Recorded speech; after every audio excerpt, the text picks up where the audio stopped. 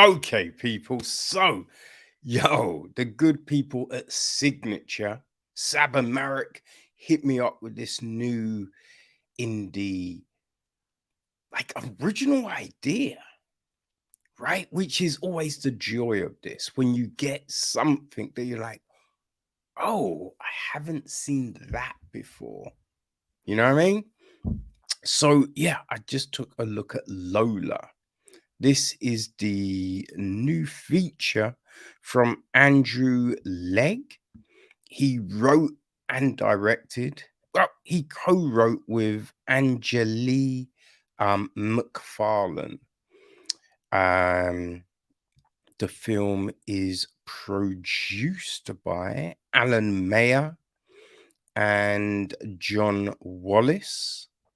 It's executive produced by Danielle Ryan, Compton Ross, Diabala Regan, Stephen Kellier, Phil Hunt, Sophie Green, and Busy Day. It's associate produced by Tom Harbord. And it is co-produced by Catherine Ramsalt and Alice Lusher. Music is from Neil Hannon. Ona Menges, cinematography. Colin Campbell edits the piece. Casting is Jesse Frost and Emma Gunnery. Production design is Ferdia Murphy. Art direction, Vanessa Zanadado. Lara Campbell is costume design. Hair and makeup, we have Donna Marie Sluds, Edwina Kelly, and Silona Campbell. I think that's how you say that name. Maria Mulhall is production management. And our cast, well, we have Thomasina, played by Emma Appleton, and her sister Martha is played by Stefanie Martini. We've got Sebastian, played by Rory Fleck Bryan. Enoch, played by Hugh O'Connor. Cobcraft, played by Aaron Monahan. Rebecca is played by Aviana Snow. We have Arian, played by Philip Condren, and Reginald Watson, played by Sean Bolan. So the gist is this. Set in England in 1942, Thomasina Hanbury has invented a machine, Lola, that can intercept radio and TV broadcasts from the future. This allows Tom and her sister Martha to listen to iconic music before it has been made.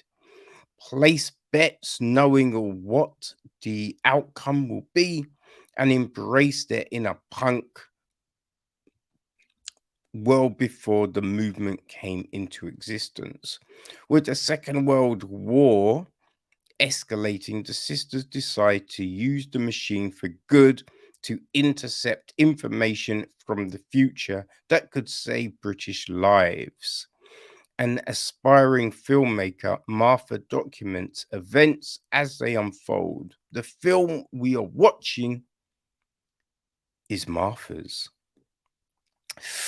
Dum dum dum dum dum, which is fascinating, right? So there are definitely like elements that we see here, but the thing that is the most intriguing, really, like this is essentially a found footage film, right? And usually in the past, like this genre has been utilized for horror. So to get a story like this, having to be used with sci-fi. Now, maybe there have been, and I just haven't seen them. Maybe I'm forgetting something, but I can't recall anything. So yeah, it's fascinating to have this, and for the way Andrew uses the story and puts it all together. Right. So he said this: I was very excited about trying to tell a story in a different way, in a non drama way. The idea was to make a movie where the character in the movie curated the movie herself. I wanted to do a period found footage movie. I loved the idea of these sisters outside the time they are in. And I loved the idea of doing a time travel movie, but a slightly different version, as Lola is not a time machine. Indeed. Right. And that's the thing, you know, it's just fascinating the way these different kind of genres come together and we create something like this. Right, he also said, my biggest thing was trying to do something with music. My short films were done with no dialogue, not silent necessarily, but with music driving the story. For me, movies are about creating a mood or a feeling. And I think that was definitely achieved. You know, like, and you know, I've said it countless times, right? I can get frustrated because music is used in a way just to kind of tell you how to feel. But there are certain movies where the music is, you know, another element, right? It's another actor on the stage. And I think music definitely works in that manner in this film. You know, we have Martha as well. It's her film. She's kind of narrating a lot of the things we're seeing, you know. So it's this fascinating tale. And it's like, you know, I think that the question has always been pondered. If you had a time machine and you could go back in time, what would you do? Right? Would you, you know, it's often said, would you kill Hitler as a baby? Right? Would you do this? Would you do that? And I think that's one thing. But would what would you do if you knew you could stop certain attacks happening or things? Because here's the thing, right? There's, you know, all this information around Pearl Harbor, and what was the extent of the knowledge known right before it happened?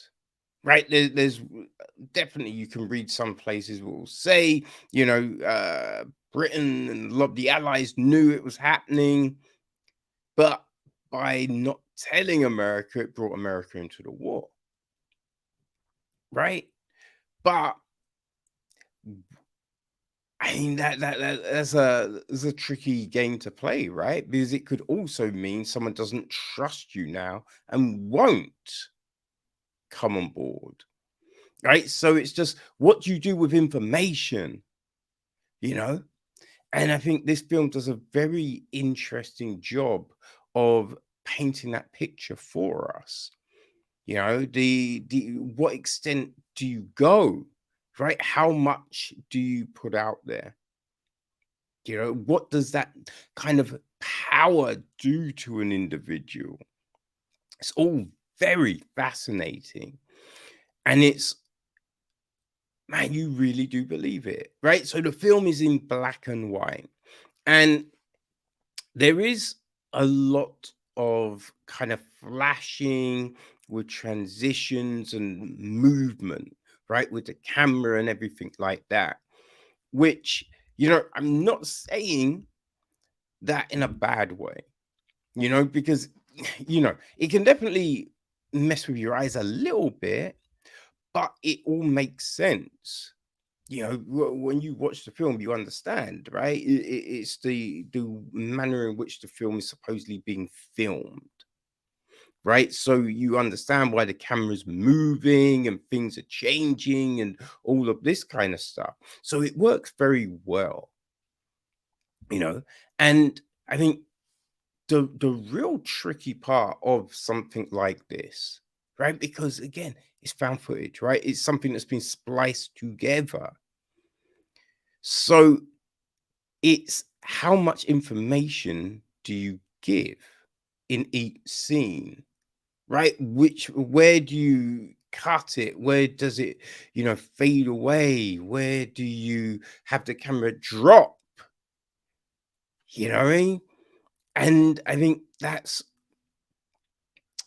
it's something that could completely derail this film, but it's very masterfully done. So it doesn't, you are just in, you're on board, you believe everything that Legge and Macfarlane are telling us, which, man, you just have to give mad props to them for being able to do this. And as a feature debut, right? This is the directorial feature debut from Legge. This is just a tremendous achievement, I gotta say. You know what I mean? I think it's not just telling a great story, but also doing something very unique and original. I mean, like, you have to give someone props for on their first time out doing something like that. And as a feature, where, look, you could maybe do something like this, feel comfortable doing something like this with a short, but to do it as a feature, thinking the amount of money that could be behind you, you know? So, yeah, the fact that he attempted and I feel succeeded very well, right? We've also, a big part of this. So we got these two sisters, Tom and Martha, right? And so it's telling that chemistry, right? Telling that story, the interlopers to that relationship. How's it going to affect the relationship?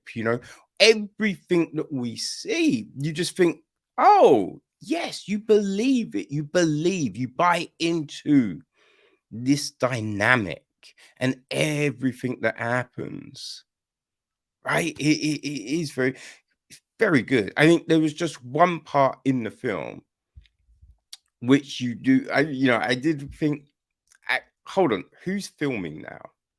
Right. But other than that, other than this one little part, one little sequence, yeah, everything just works very well. There is some little head nods maybe to Back to the Future, right? The yeah. Remember when Marty's in the club and all of that? There's a little, you know. I think it's been used in what is it? Hot Tub Time Machine. I feel that's the name of the film, right? With Craig Robinson and John Cusack and all of them ones. Yeah, and that works very well. Yeah, I am curious to, because it's like when they're looking into the future, it seems they're going to a certain point. David Bowie, Tom Dylan, that seemed to be their point, which is interesting. Because I'm kind of like, if that was me, like you'd hear that and you'd be like, okay, so but what's next? What comes after this? You know? So it's interesting that they kind of go that far and don't seem to go further. But yeah, no, I very much enjoyed this film. It's you know, it's not overly long, right? It's just 79 minutes. So, I think perfect timing. Because I think you could go too long and you'd be like, I don't know if I believe this. I don't know if I buy into this now. But that length was a great length for a story of this nature. For you to see all these threads and all the consequences and reactions to everything that takes place, I think it works very well. So I have to say, look, everyone involved does a tremendous job. Stefanie Martin, Emma Appleton really just bring A-class performances. But I mean, look, so does everyone else. This is a very, very well put together production. And people, if you have an opportunity,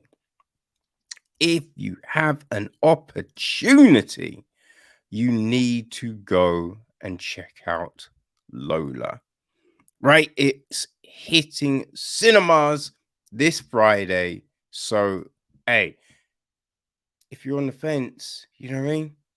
This is something to go back to the cinema for real, people. I don't let you down, right? I'm not gonna send you in a wrong direction. No, go check out Lola. You will not be disappointed.